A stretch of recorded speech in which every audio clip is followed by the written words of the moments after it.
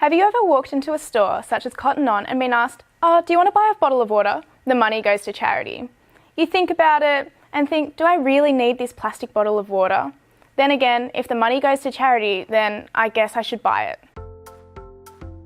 But does all of the money actually go to charity? When I first thought about this, as the cynic that I am, I thought, surely not all of the money actually goes to the charity.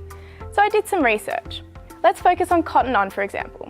Cotton On donates all of the money raised from the counter-based products sold for charity to their Cotton On Foundation. Cotton On Foundation wants to deliver over 20,000 educational centres across Africa, Thailand and Australia by 2020.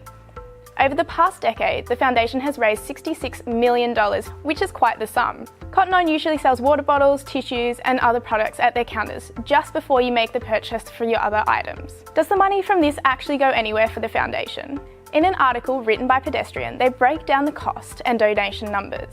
According to Pedestrian, of the $2 you drop for the water bottle, 36 cents is spent on production and $1.64 goes straight to the foundation. I think the interesting part of this is that it's actually really difficult to find out how much the $1.64 that goes to the foundation isn't just circulated around within the foundation, but rather goes out to the schools. There is very little publicised about this, and so it's difficult to say whether 100% of the $1.64 goes directly to the school. Perhaps I'm just being a cynic.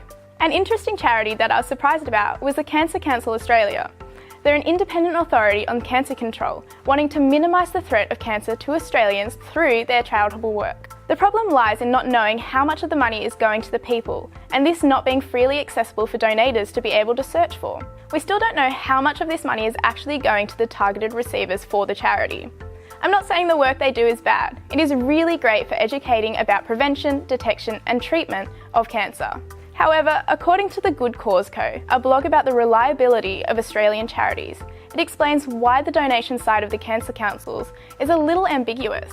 The Good Cause Co states that the Cancer Council is ambiguous about how donations are managed, and that they report $0 in donation income whilst actively collecting donations. The Good Cause Co recommends charities based on these two criteria: details of the financial arrangement between them and their state members, and financial transparency over the receipt and distribution of donations.